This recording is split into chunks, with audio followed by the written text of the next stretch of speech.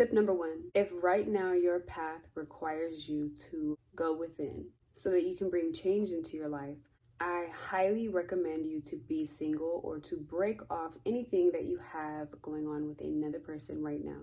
The reason being, when you change, so does your environment, so do the things that you like, and so do the relationships that you have with other people. Some of them fall off and they never return to your life, and some of the bonds that you have get stronger. So I would definitely recommend taking a break from super intimate relationships while you are on your healing journey or your self-awareness journey.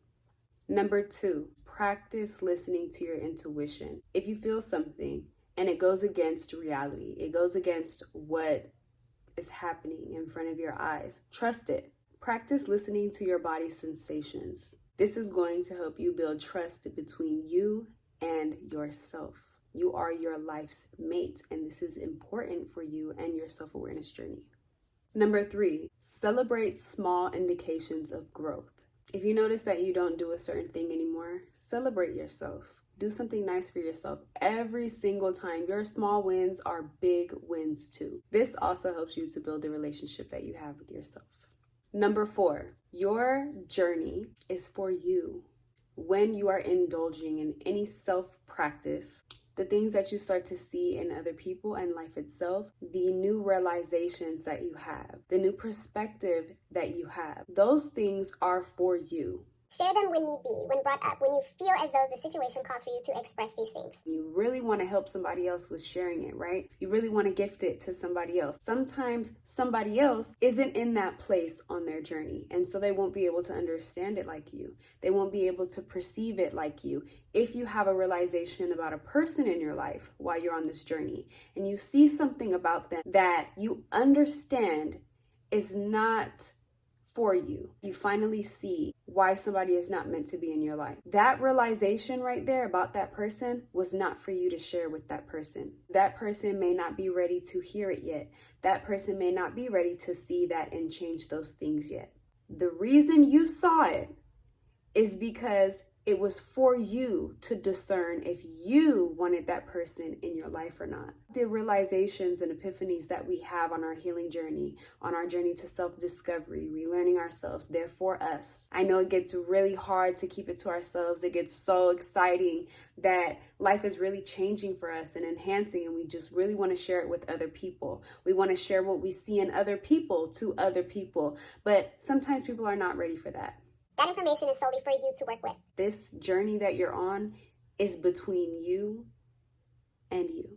Number 5, you are going to mourn the old you. You may feel like you don't know who you are anymore because you had a strong belief system in the things that made you you. The things that you liked, the things that you thought you liked for and about yourself, they change. There's a point where you're at the edge of this cliff and everything that you used to be is here.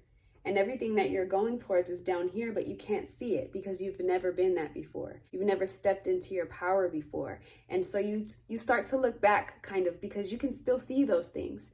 You have an attachment to those things. And so you're like, I don't know if I should jump. Know that you're not alone. Everyone who really seeks out to be the best version of themselves have all stepped out of that old way of being, old ways of thinking, old ways of knowing what was right from wrong. This part of your journey is very significant. This is the part of your journey where you either jump and you become.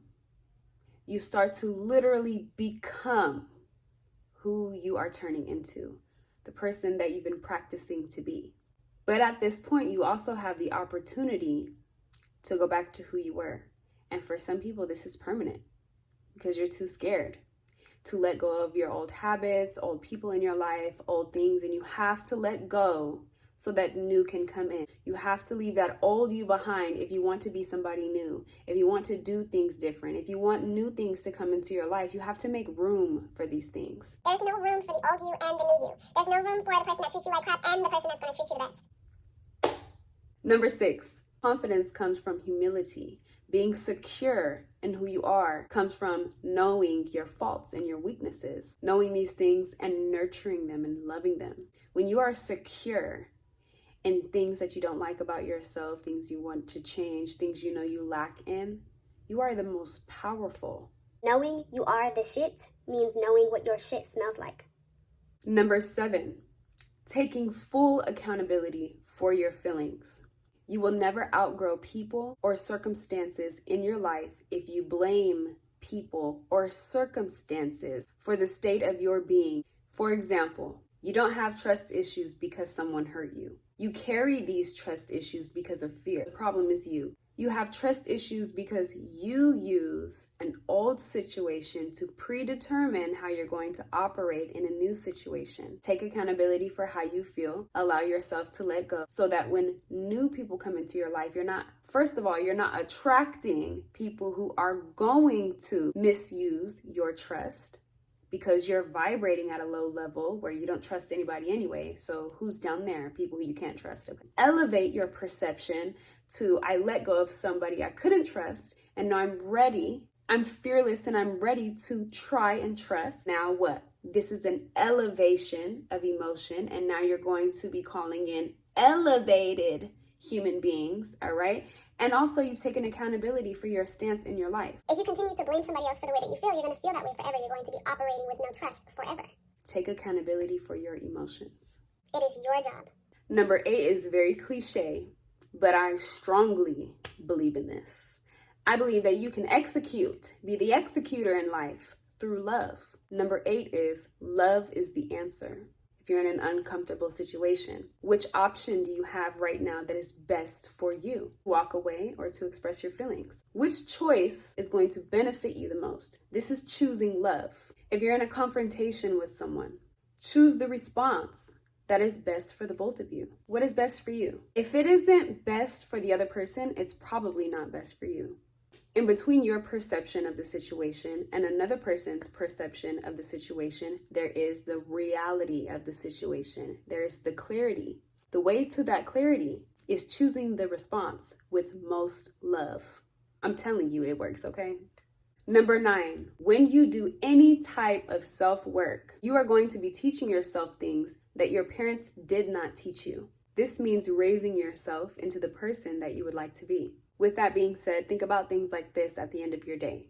If you were your son or your daughter, how would you advise you in dealing with certain people and dealing with certain workspaces and following your dreams in every single area of your life? If you were your parent, if you were your protector and your guardian, what advice would you give to yourself? How would you protect yourself? How would you bring yourself to ease? How would you discipline yourself?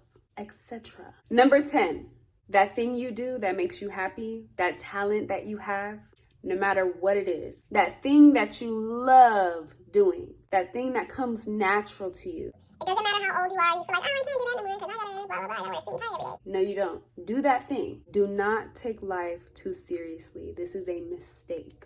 If you like to go collect rocks and you name your rocks and shit, you need to go do that. If it makes you happy, if it fills you up, do those things. Allow yourself to be free. Number 10, explore your talents. Do what you love. Have fun. Don't take it too seriously, okay? Thank you guys for watching this video. Hopefully there was some information that you needed to hear today. I will see you guys next time.